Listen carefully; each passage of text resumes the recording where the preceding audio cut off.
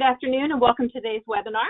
My name is Sheila Hession and I'm the Executive Director of Sales at the MGM National Harbor, and I'm Chair of the HSMAI DC Advisory Board. We're now in week 9 of this extremely tiresome pandemic, and since we're not able to meet in person, we're continuing our mission of education virtually. This is the third webinar in our series, and I thank all that have joined us thus far. Today's topic is finding success in the middle of the chaos, and our speaker is Bob Anderson, President of Star Performance. But before we get started, let me tell you a little bit about him. Bob's entertaining and upbeat presentation style has earned him rave reviews from many hospitality organizations. He served as a hospitality business coach, results-driven trainer, and business development consultant for more than 25 years. He presents a unique approach to sales and prospecting through his 3 systems: building the sales pipeline, building the culture of service, and point-of-contact reservation selling. Bob was named one of HSMAI's top 25 extraordinary minds in hospitality sales, marketing, and revenue optimization in 2015, and he's also a member of the HSMAI Sales Advisory Board. And for those listening in, if you have any questions for Bob, please enter them into the question box and we will be sure they get addressed. Also, please note that you will receive a link to today's recording. And with that, let's get started. Thank you so much, Sheila. Welcome, everybody. I am so glad that you are here. We're going to spend a little time together and talking about some topics. Obviously, this finding chaos in this middle of this interesting crisis that we're in. We have different things that we're going to talk about. First, we're going to talk about, we understand that some of you are furloughed. And we're going to talk about that. What can we do during that time? What can we do to turn that into a positive, if there is such a thing? And then some ideas for those of you who are working, but maybe remotely, or even some of you on site. How to get ourselves set up for that recovery. It's so very, very important. And please, I would love to have as many questions as possible. Text those or chat those to Sheila, and we'll pull those up. This is your call, not our call. We want you to feel open to ask those kinds of questions. Okay? So that's where we're going to get going. And again, HSMAI, I've been involved in HSMAI since the 90s. I started in HSMAI before Bob Gilbert was the top dog. So I've got just the greatest respect for HSMAI. I was the chapter president here in Minneapolis.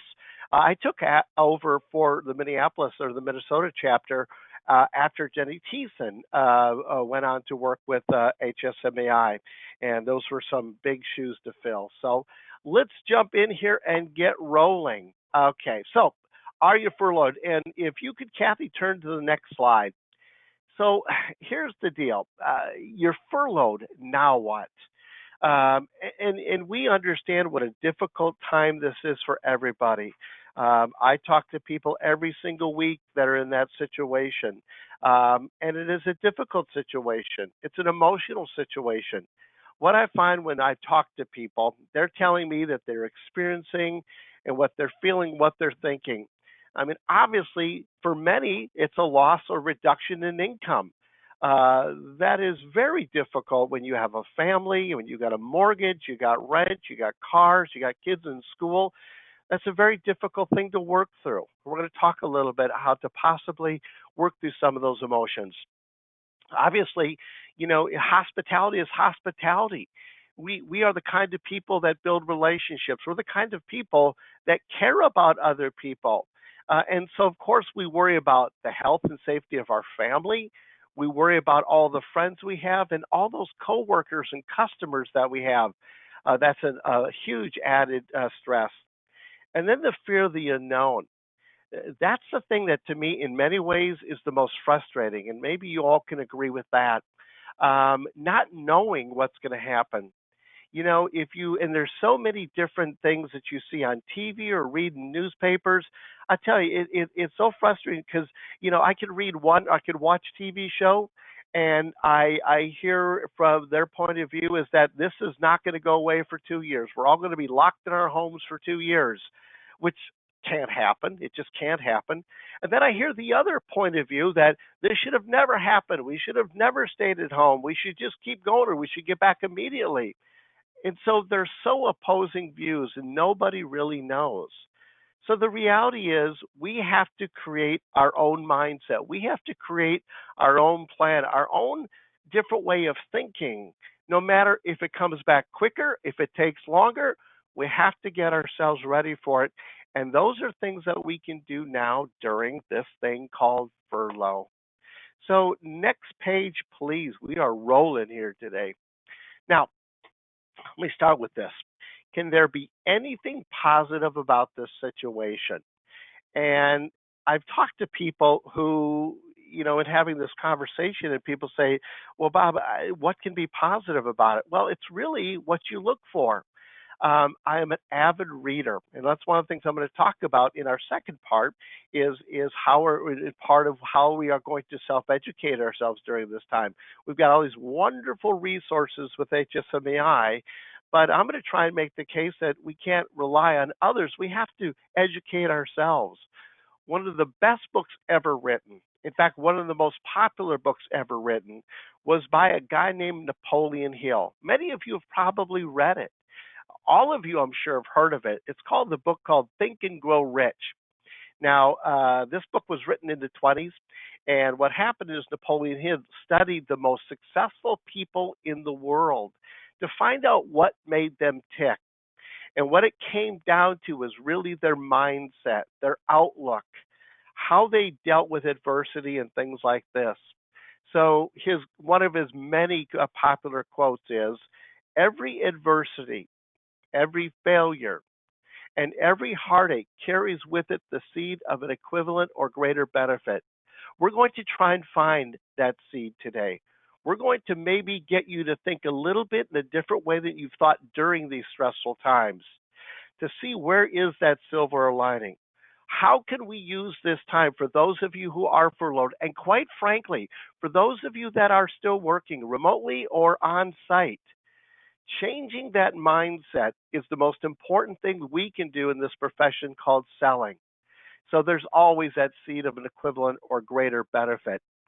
Now, when I say that, under number 2, I know some of you are thinking, slow down there, Bob. I think you've been kicked in the head one too many times. And I throw that in because some of you on the call that I've met know that I used to teach karate and fight in rings. I'm undefeated in the ring. I've had some state titles and things. And yes, I've been kicked in the head quite often, okay? But I will tell you from the bottom of my heart that I believe this quote. It's not out there. It's not craziness. It really is how we as humans work.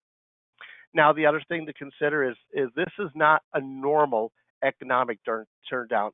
Many of you were working in our industry during the recession of 2008, 9, and 10, the mortgage and the banking, and that was a little self-imposed. That was a little something that we did to ourselves. This is different, obviously. This started out as a health crisis, which is now coupled into an economic situation that we're trying to dig ourselves out. But here's the deal, and I do believe this.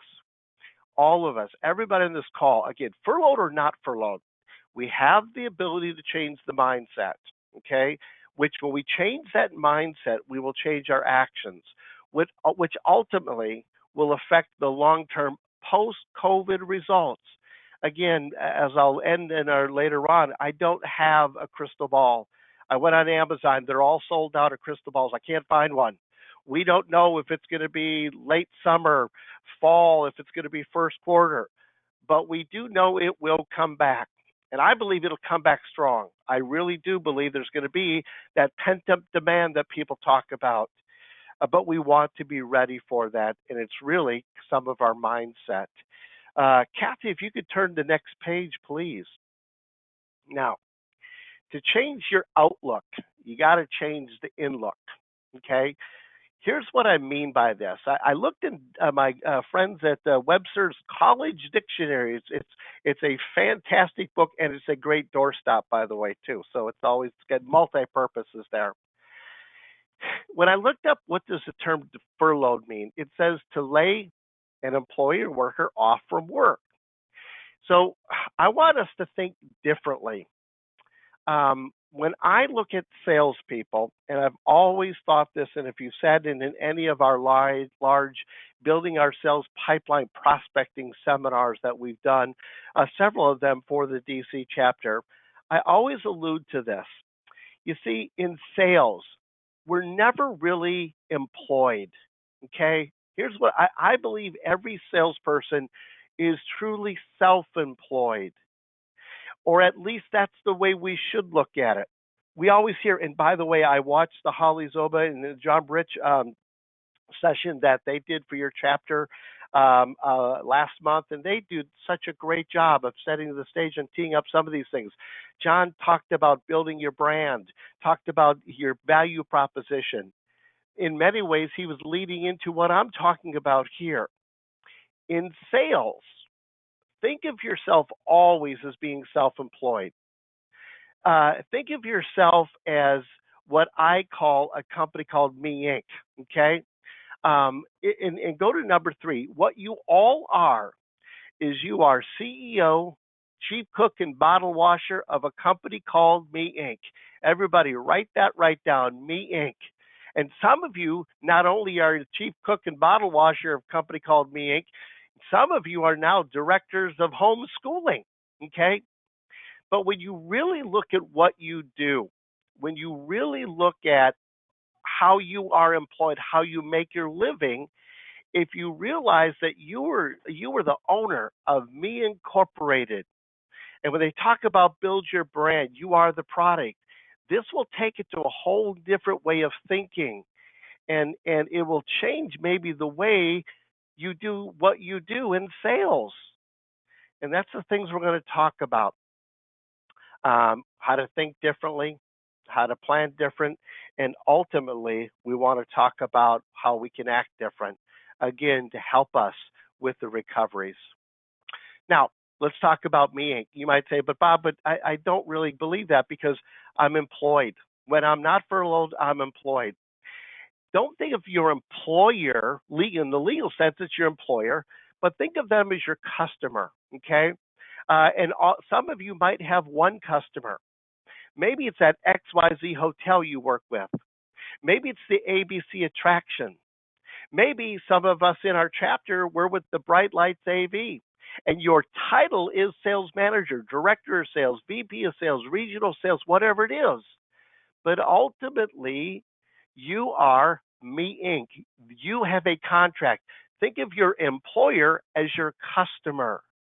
And when it comes to number 2, straight pay, straight commissions, I'm always amazed that people really are, they would say they would never work as straight commission.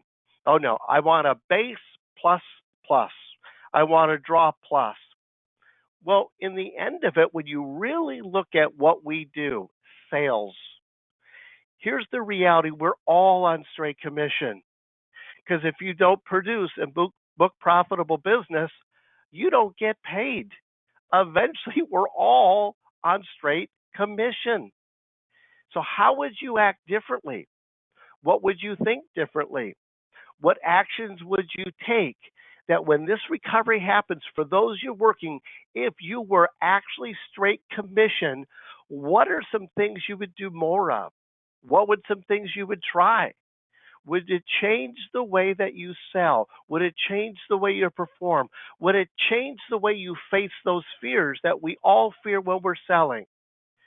Very important to change that mindset, I believe. And the reality is, we always talk about rebooking business. We love to have those customers that at your hotel, your attraction, or if you're at your AV company, have become long-term relationship customers. Think of that employer has one customer that every year you got to renew that deal through what's called the annual review. Because ultimately, if we aren't producing the results, if we aren't doing the things, if we aren't outpacing our competition with all the stats we have, we're not going to stay employed. So we really are that one Me Inc. owner. Think of yourselves. We're going to talk about that in a second. All of you that are on this call now have achieved great things, or you wouldn't be here. You wouldn't invest in HSMAI. Your customer or employer wouldn't invest in HSMAI. All of you have done things that because you've developed unique skills. You do things that others can't or won't do. In fact, many of you, and I know some of you on this call, you make it look easy. Okay? In fact, everybody, I want you to do this. Everybody stand up in your offices. I've never done this over a big broadcast. Here's what we're going to do. Everybody stand up. Okay, everybody standing up. Okay, here's what I want you. I want to take your right finger. I want you to lick it. I want you to stick it on your hip and go, staying I'm good. All at the same time. I'm going to go 1, 2, 3. I know this is corny, but work with me. 1, 2, 3, lick, stick, sizzle, and say, dang, I'm good as loud as you are. If you have kids in the other room, they're going to think you've lost it. And if you're working on site, the rest of people will know you've lost it. So on 3, 1, 2, 3, lick, stick, dang, I'm good. You are good. Now, you make it look easy. One thing I always notice is in a hotel, when we're back on site or back in the office, do you ever get those looks from people say, oh, those salespeople got it made? They get to wear nice clothes. All they do is walk around with people. They get to go have lunch. They get to go to conferences. They get to go to meetings. But they don't always understand how not everybody can do what we do. Not everybody can pick up that million-pound phone. That not everybody has that innate ability to work through the no's, through the pressure and all of those things. Be proud of what you've done to get to the point of Me Inc. And here's the thing, and I do absolutely believe this. I've had family members over the years. My oldest sister told me years ago, Bob, why don't you go get a real job? Why do you want to be in sales? And I don't understand that thinking. Here's the thing about Me Inc. and the things that'll help you in the recovery. You have the power to determine your path, your lifestyle, and your income. I know many people in hospitality sales that have worked their ways up into regional position, VP positions, into a nice living. Yes, we are in the interruption right now. But if you have that mindset that I'm self-employed, I'm the CEO of Me Inc., and I can craft my lifestyle. I don't have to do what others want me to do. I can have the path that I want. And part of that, again, is change your mind, to change your reality. Next page, please. We are rolling here today. Woo! All right. Napoleon Hill also talks about the quality of your life can be determined by the quality of the questions you bravely and honestly ask yourself.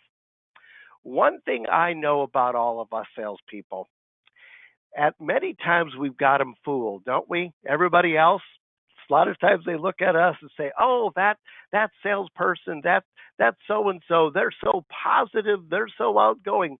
But we all have our moments, right? During this furlough is your opportunity. And even, again, some of you that are working, take the time now to ask yourself these honest questions. It's that reality check. It's cleaning the sinuses. It's trying to become the person that you want to be, not the person you're supposed to be. Here's just a few questions.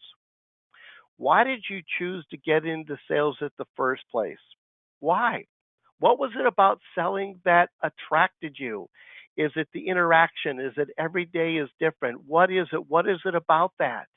Are you feeling that? Are you getting that in your current customer or your current role? Or let me ask you this. Did sales choose you? I know many people that never thought at all they would get into selling. There's a great book here, I'll talk about it in a minute. It's Accidental Salespeople. A lot of us started in hospitality at the front desk, and we were pretty good at the front desk, so they made us front office manager. And all of a sudden, then they said, you know what? Hey, you're pretty good. You want to get in sales. Sales chose us. But right now, if you had to do it all over again, would you choose sales? And this is vitally important at Me Incorporated. This is vitally important now during furlough to gain clarity, and it's vitally important when the recovery happens and what we're doing now to get to the recovery. Do you really enjoy sales? If yes, why? What is it like? I talked about that before. And here's the other hard question. If not, why do you stay? Now, I know I'm here to talk about how to help you be better salespeople, but I'm also here because every one of you, I want to make a difference. I'm not trying to sound like Tony Robbins here, but the reality is some of you maybe have decided in your mind that you don't want to be in sales. Now's a good time to make that transition. Now, and again, I don't want to hear say, well, that Bob was talking about we should all get out of sales. No, it's the greatest profession in the world.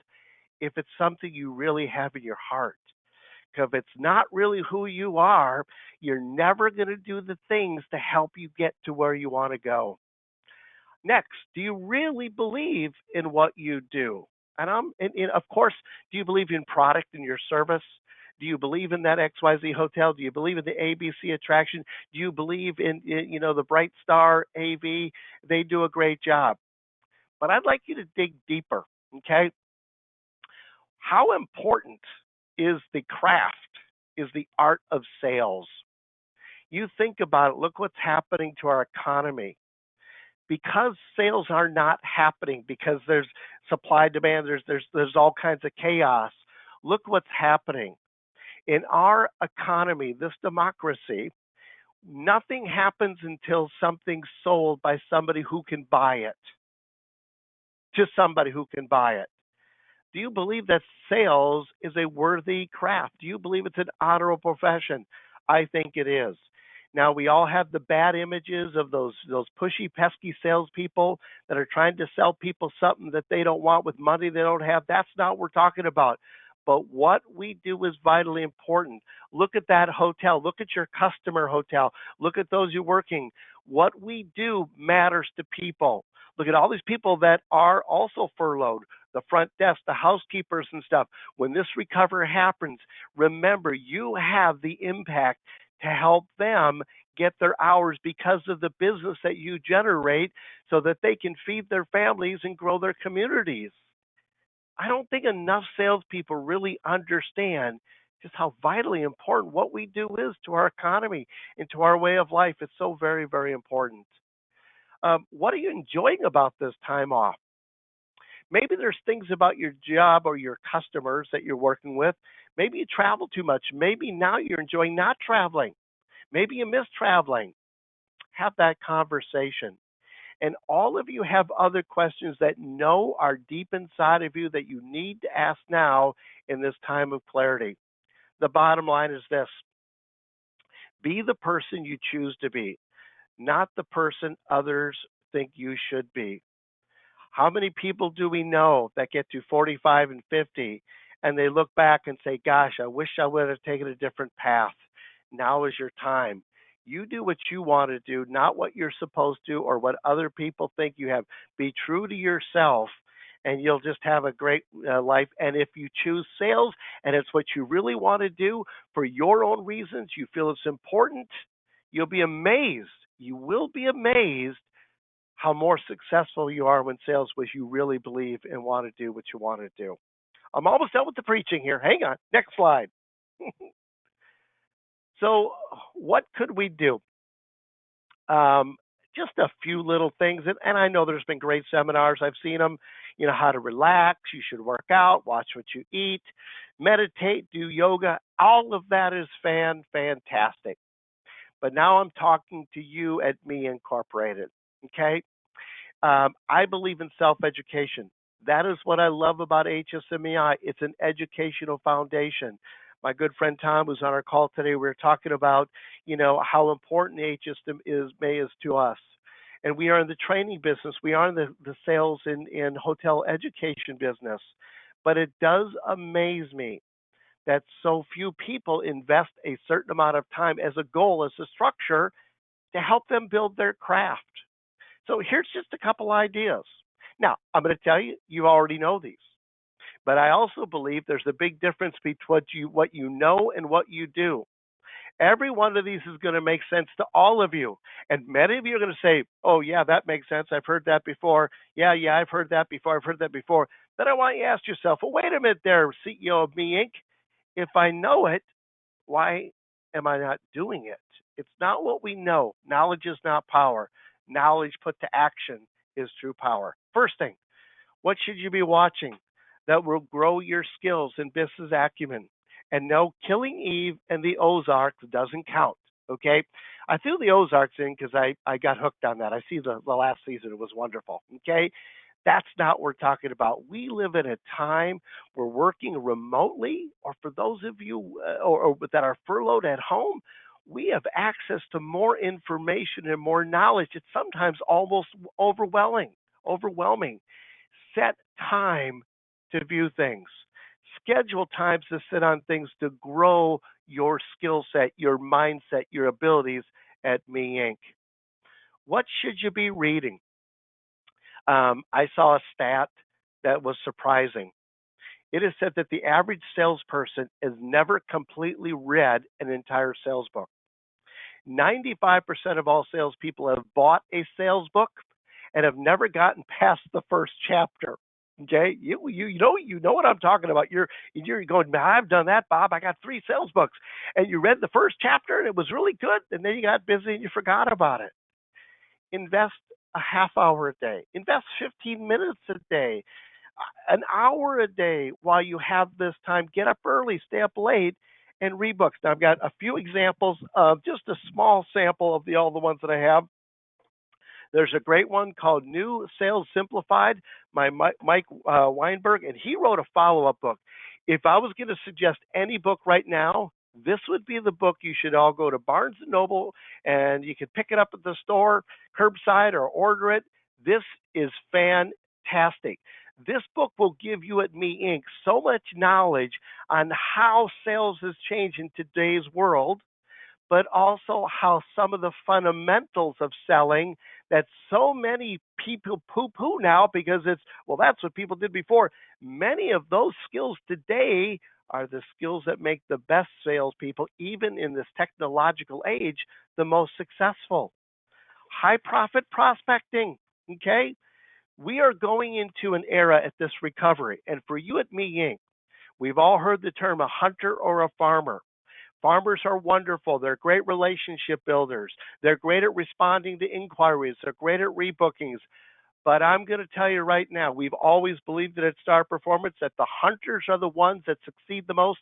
The best Me Inc. corporations are those that have people that understand the hunt. Go out and finding the business that you want to have, not just the business you can have. Not all business is equal. Sometimes a smaller piece of business is more valuable than a larger based on the hole it fills. It's not going to come to you in the past, and it certainly is not going to drop in your lap. Become that hunter. And one other that I had to cross this out because this is a family show. You Are Bad rhymes with gas.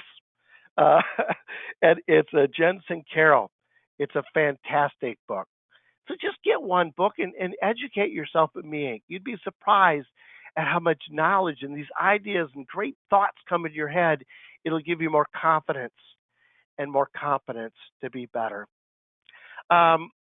Using your current Me Inc. customer.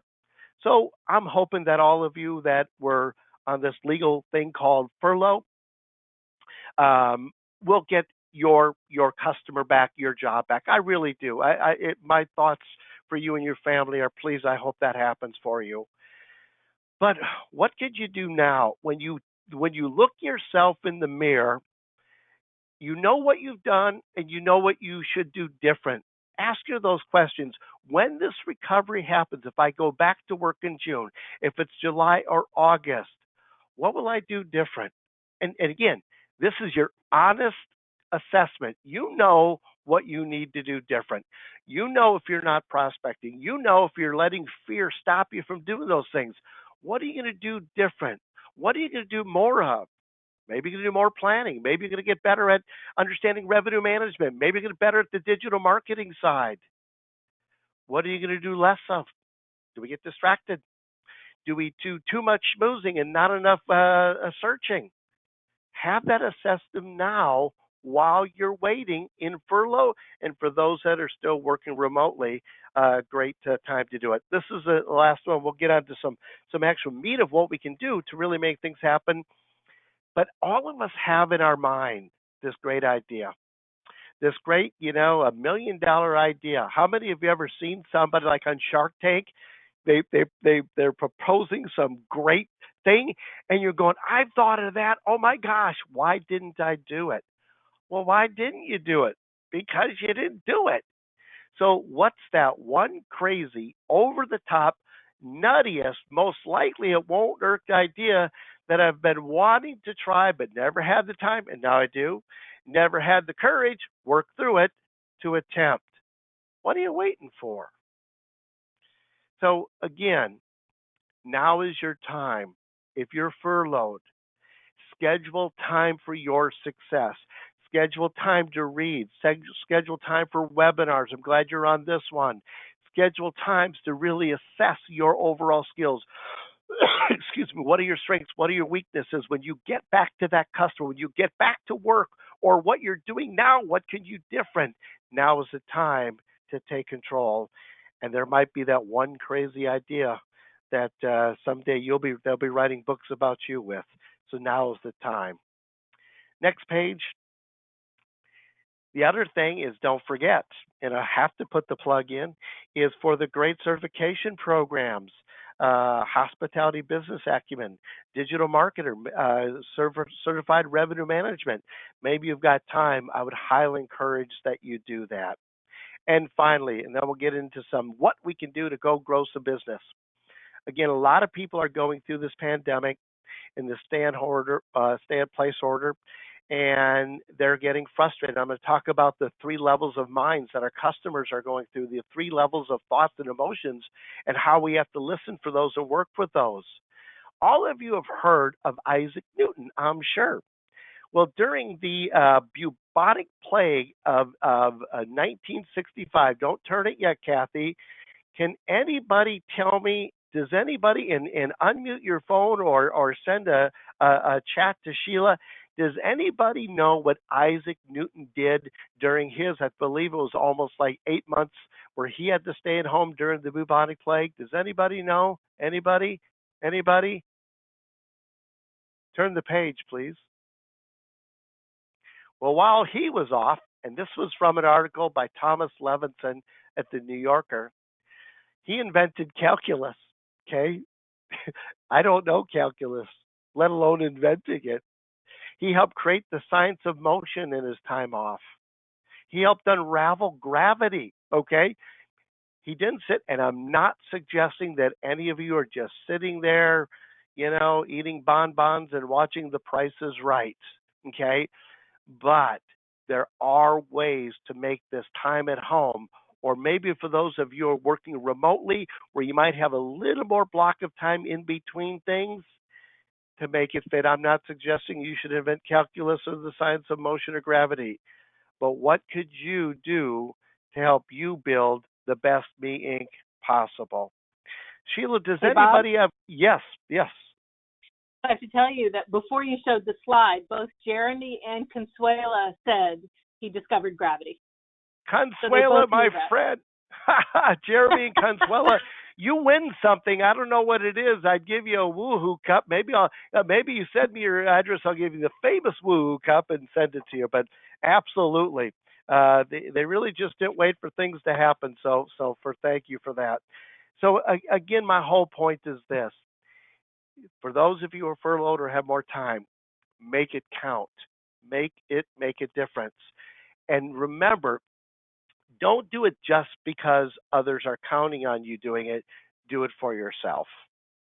All right. So that's the furlough. That's how to get that leverage on ourselves. You can hit the next page, please.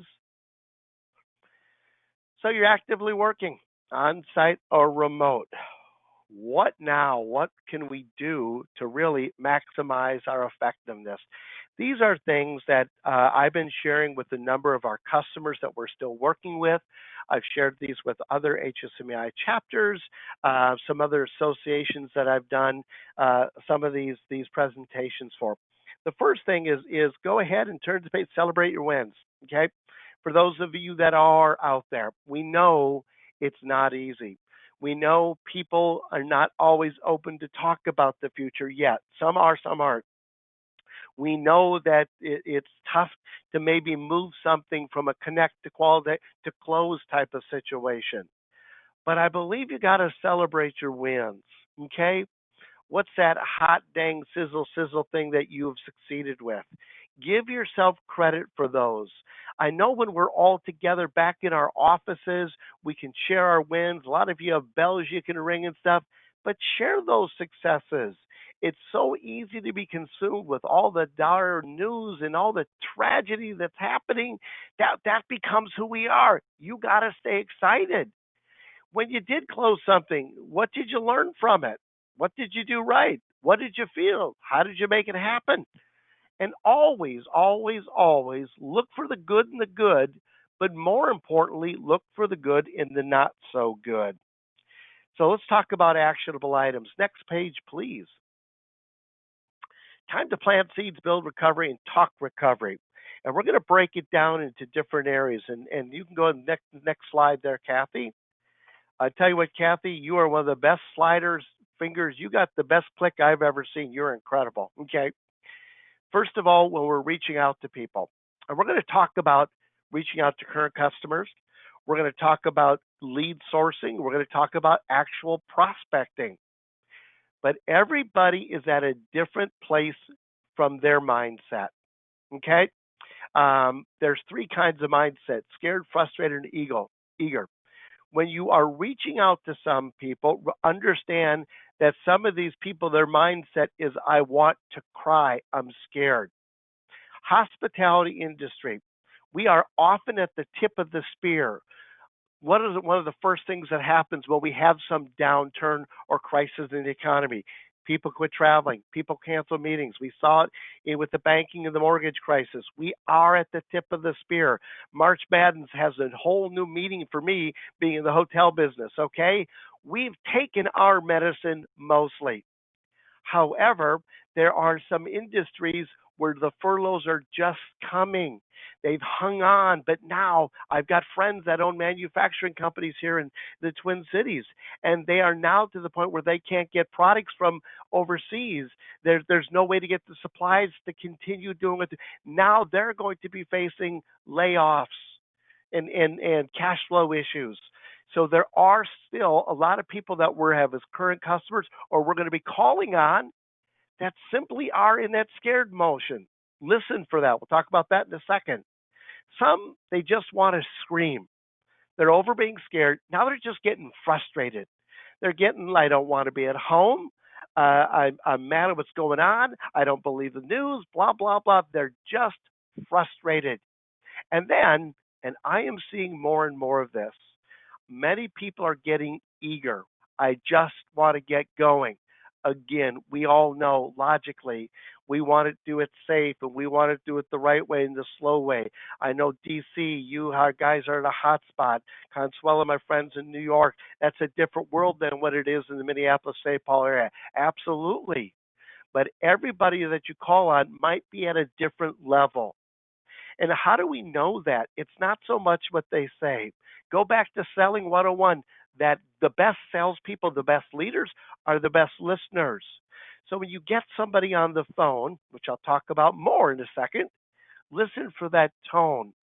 Listen for that fear. Listen for that frustration and a little bit of an edge of anger. Or listen for that excitement, that anticipation, those little glimmers of possibilities, those little glimmers of, you know what, we're starting to see things, not a lot, but we're starting to see things at the right level. I believe Marriott just said that they believe they've hit the bottom. They've hit, now it's going to move forward. Listen for that. That is crucial. If you start talking to somebody that's scared and you're talking as eager, you'll lose, obviously. If you start talking to somebody who's eager and you're talking about being frustrated, they don't want to hear about that. They are beyond that. They want to get moving. Adjust your approach. A lot of you have heard of neurolinguistics. This is the art of modeling. Listen for their tone, listen for their pace and their tempo, and really hear that more than just what they're saying. Crucial, important for that first contact back with some of these folks. Now let's break it down. Next thing, and this I've seen all over the board. We've seen stats on it. And I know Holly does such a wonderful job of talking about how to get in your LinkedIn presence. Absolutely. Use every tool in your arsenal without a doubt. emails and Facebook and all the social media things that work. Absolutely. But here's what the research is showing you guys. Phones right now are more effective than they've ever been by a huge margin. My friend Tom Clancy sent me the stat that the effectiveness of emails have gone down by 35%, but phones are now being picked up. More people at home, more people want to talk to people. Okay, it is amazing the connect rates we're seeing with some of the customers we're working with. And what's the benefit? Your phone is you at Me Inc. It's calming, it's confident. You are that reassuring voice. You are the product because you're the problem solver.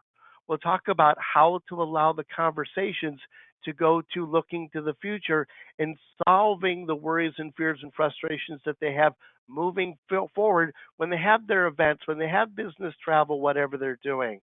In fact, you're probably going to find it. I'd love to hear a story. We have people that we do our consulting with that we're on calls with. They say, Bob, you're right. In fact, the hardest thing now about phones is to get people off the phone. Okay, they've been homeschooling kids and doing all kinds of stuff, and they will love spending time on the phone. And then understand your role. Yes, you're a problem solver. You are becoming a cross between a therapist and a bartender. You will be amazed. This maybe isn't good, but some of the conversations where they've gone with some of the salespeople I've worked with. Okay, be careful with that, but understand phones is the best way to first connect or reconnect with people. And the other thing is don't hide behind your monitors. A lot of people like to just send emails. And here's the problem: the email doesn't have that personal appeal. Now, use the combination. When we do our Build and Sales Pipeline program, we talk about a 6-touch system. And we have a regular customer, 1 touch every week for 6 weeks. It's a combination of everything. But right now, do always make sure you at least have as many phone attempts as email attempts. And you will be amazed at the number of people you connect with and the great conversations you have. All right, some practical applications. And by the way, Sheila, does anybody have any questions, thoughts, or comments on that? Is anybody still on? Have you all left? Has everybody gone out to lunch? Are we still there? No. Sheila, we're good? Okay, all right. So let's talk about current customers. They're the people that you had as customers, and maybe these some of the people you're doing the lift and shift with. They had business that was going to maybe on the group side was supposed to happen in July or August, and you've already moved them later on. Now you're following up with them. Maybe it's current business travelers, whatever. Obviously, this goes without saying. When you're talking with these folks, kindness, compassion, and understanding. And I really hope that all of you have already done this. This should be the thing that you've already done for sure. Now, I say that, and some of the people that we've worked with have not done it full force. They've done some spotty. All of those people that you have those current business relationships, we should be in touch with them, obviously. The message in the process. There's a research that my daughter, who's a wonderful marketing genius, sent to me, and it talked about when you first call somebody, if you just go into, hey, how you doing? What's happening? It's like, well, wait a minute. What about, don't you realize there's a pandemic going on? They always say, start with the elephant in the room. Yash, I hope you guys are doing okay. Is your family safe? Get that on the table first. And then transition into a conversation. Now, with current customers, what we have found is asking them almost in a survey form. Say, listen, I know, we've picked your property, we've lifted and shifted. We're looking at that last quarter of the year, and we'll stay on top of that. What are you thinking? What are you hearing from your industry? When do they think things will get back more up and running? And by the way, can I ask? We've done business in the past. We really appreciate it, and we certainly understand why you had to reschedule or cancel this year's event. But when you start working with hotels again, what is it you're going to look for? Now, there's tons of research on that, but let them tell you, well, we're going to have special places of how people arrive. No longer will we have 4 people to a round. No longer will we have 3 people to a square. It's now going to be one person, and allow them to tell you what they want to see. And here's the thing what I have found again goes back to that listening. Don't push. Allow the conversation to go where the customer wants it to go. And I know that breaks the tenets of selling. We've all been taught in sales training, you have to lead the conversation. Not now. Allow it to go where it's going to go within reason. Okay. Um, but here's the deal. Sometimes the best way to lead is not lead. Allow them to get off their chest what they want. So, so important. And when we get our Q&A here, I'd love to find out what some of you are doing to absolutely connect with those customers and how often and what has worked for you. Every customer is a little bit different. Next, let's go to lead sourcing. Now is a great time to work on lead sourcing. And I broke it down into 2 parts, internal and external. Some of the internal, I think a lot of people have already been doing, but again, not enough consistently. 3 areas, and there's probably 10 we could talk about. Obviously, your orphan files. For those of you who are still working remotely or on site, you do have access, I would assume, through your CRM systems. All those old orphan files. Definition of an orphan file is a file that maybe somebody who did business with your property, your business, your attraction 5 years ago. Now's the time to do a file cleanse. Okay? Call them up and say, "Hi, Maggie, this is Bob with the Dewdrop Inn, and how are you doing? And is your company doing okay?" Say, by the way, we have a file here that we've had for years in our system, and during this non-selling time, we're just going to see if reaching out to people to see if your organization uses hotels like ours, or we should go ahead and just delete the file. We found that's a very good way of doing it. I have seen numerous cases of people that I'm working with on calls on Monday afternoons with using that approach now has engaged people to now talk about L&Rs and future opportunities. So I hope you're doing that. A CRM suspects list. All of you were building those lists that maybe you had done some touches to before. Maybe in January and February, you've left some messages, some emails. Start working those again. Lead source them, at least maybe do some research on those. Now, here's the one thing about research, okay? A lot of us have been told that you should research every lead before you call them, and I don't believe that. Now, there's those big pieces, those destiny accounts, absolutely do research. And yes, the more you know, the better. But you do not have to spend 8 hours a day researching a lead before you pick up the phone to try to touch them. Know a little bit about them. If you can learn more now when you have time, do it. But build that lead sourcing list. Another one is team member leads. Be talking to the team. Who do they know? Get the referrals. Talk to your vendors. Some things you've heard before, but are you actively building these into your process? Are you working on the internal leads? And set the goal. And the goal is the right suspects for the right business at the right time. I'll talk about that next. It kind of blends into what we're talking about here. Go ahead. Now, build your bull plan external. We've seen on some seminars and webinars, in fact, a great one hosted by HSMAI. And one of the speakers talked about the lag time. There's leading and lagging. Leading is the actions that you take, and the lagging is when that piece of business operates. And she said that on average, it was a 7-month lag time. Well, that's an average. Here's something that I recommend you all think about, okay? You need to think about building the bullpen, but for specific pieces of business. My biggest fear is that when things get moving back, what's going to happen is all of those groups that we have, we've lifted and we've shifted to the third and fourth quarter, we're going to have problems with supply. We might need more rooms now than we've ever done because we've moved those there, okay? And then maybe the first and second quarters, we're trying to get back. Maybe travel and groups and stuff aren't as busy. Many people will focus a lot of their attention on their short-term business. We all know from the stats that that backyard business is what's going to come back first. So many of us are going to be coming out of the gate with that, and you should, absolutely. But here's the deal. If you're only looking at short term, now I have definitions here: short, medium, large. That's different for every hotel. A big, huge convention center, what is short business to you is going to be different than, our friends at a Hampton Inn or a Holiday Inn. Okay. My friend Letitia's properties, maybe some of those, maybe short term is in the month for the month where, and I, at the right here, I have connect, qualify, close, and consume. There are pieces of business when we get rolling back that you can connect with, you can qualify them, you close the business, and they'll consume within 30 to 45 days. Great.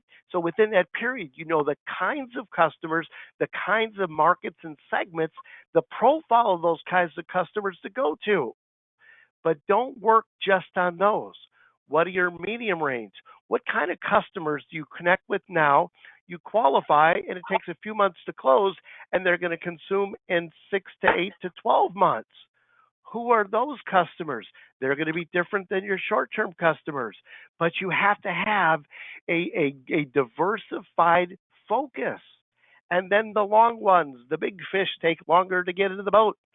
That could be something like you connect now. You start connecting now. You qualify it. They've got to go through a committee of 30 people to finally close in a year, and they're going to consume in a year or 2 years, but it's a big piece of business. Now, I know not all of you handle all three sizes of business, but when you're doing your lead sourcing, ask yourself, who, based on history, who tend to be the people that I could get to quicker and they can consume, get that cash flow going within 30 to 45 days? What's that next level of people where it's a little bit farther out? And the third, a lot of people don't think about that because, again, when you're a hunter, you go after the business you want to have, not just the business you can have. You go after the business, and sometimes a $1,200 piece of business, quite frankly, as you all know, could be more valuable than a $12,000 piece of business based on the hole that it fills. Now, in my little, and Ellen, I'm sorry of this, I used the wrong order. It should have been, the opposite on the arrows here. And here's what we talk about: connect, qualify, close, and consume. Is that's that method. If you got who do you connect with now? You qualify, you close, but then how far out do they operate, and do you get the cash going? All right, next slide. We're rolling now. My gosh, it's 53 after the hour. Woo! All right, here we go. Prospecting.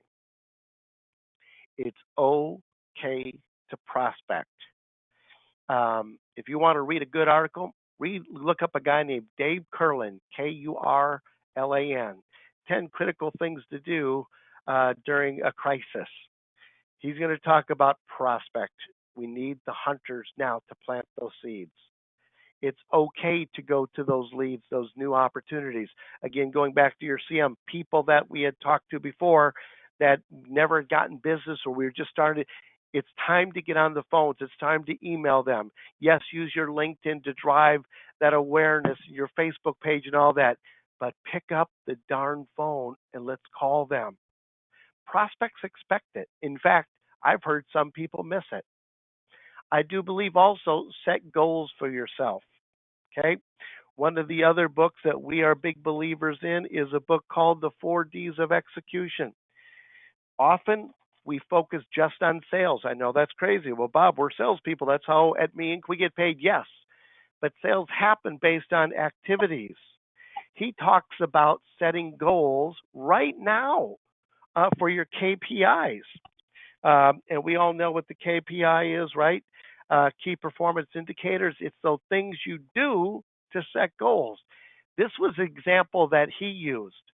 Set a goal on a weekly basis to, let's say I'm going to pick up the phone 15 times. I'm going to dial 15 new prospects. And out of 15 new prospects this week, I'm going to see what I get. Maybe the first week you dial 15 times and you connect maybe with, okay, maybe 4. Let's go with 5. You're good. People want to talk. So I've dialed 15 times. I've connected with 5. How many of those did I qualify? In other words, they have a need and fit.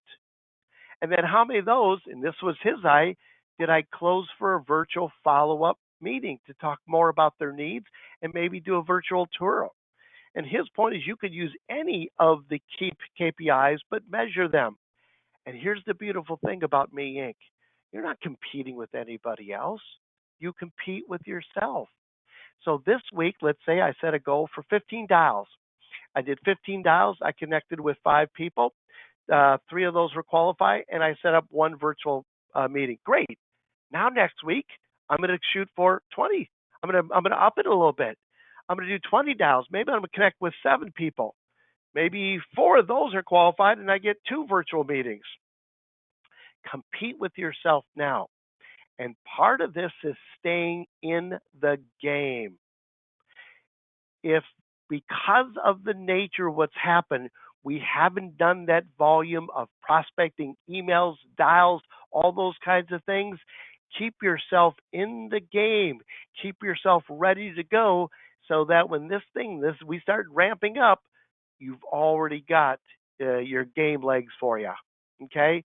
I thought that was great. One more thing is adjusting the cadence.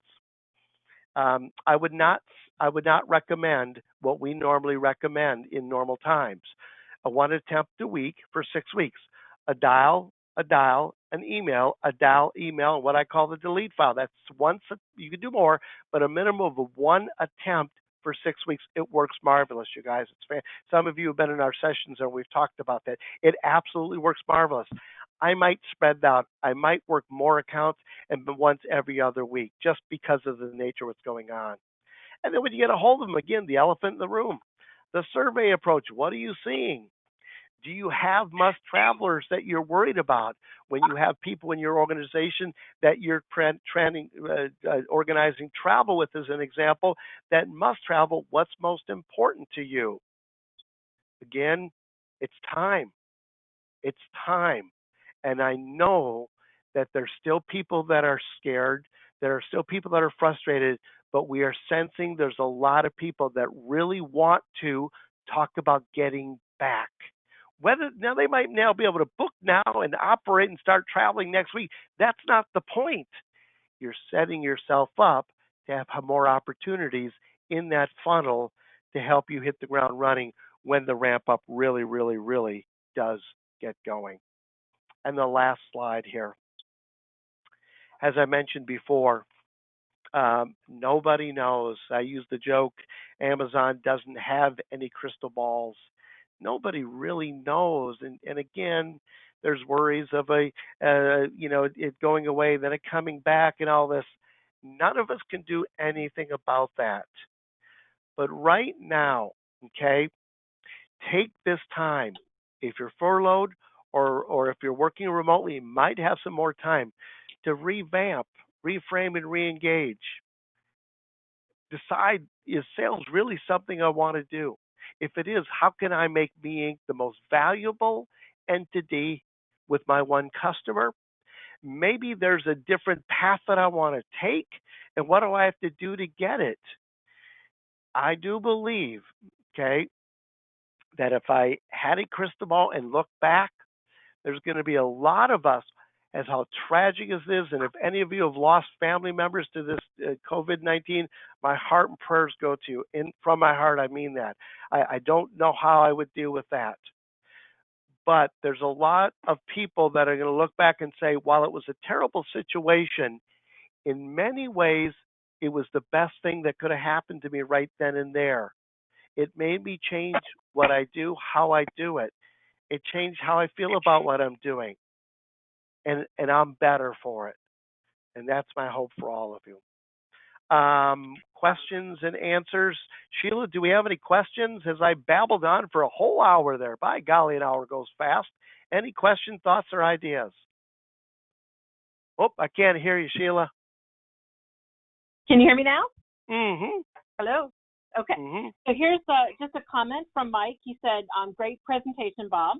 And then Consuela commented, it's interesting to know that phone contact is gaining back some cachet. And then also that it was a good point to not over-research some accounts. It can negatively affect productivity. And then Daniela commented that she loves hearing that people are actually picking up their phones, which is awesome. Yeah, absolutely. So that's what we And have. and what's interesting is we've been reading that, and Tom, who works with me, who's on the call, is our a master research. He does so much researching, and he's the quintessential. So he sent me that, but the customers I'm talking about are now validating. So you guys set that goal for yourself. Pick up that phone, have conversations. And again, we'll get through this, and I know we've heard that before, but we will, and we'll look back and glad we have this connection with all of our HSMAI peers and great leaders like Sheila and Ellen and Kathy to lean on. And from there, we'll be fine. Any last thoughts or questions, Sheila? Linda said, Bob, I love that phones are coming back. So that's our last comment or question within the boxes.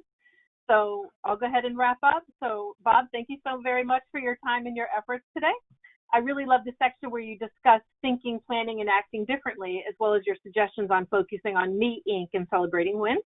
And for all that joined us, we hope you gained some key takeaways. And remember, you will receive a link to today's recording.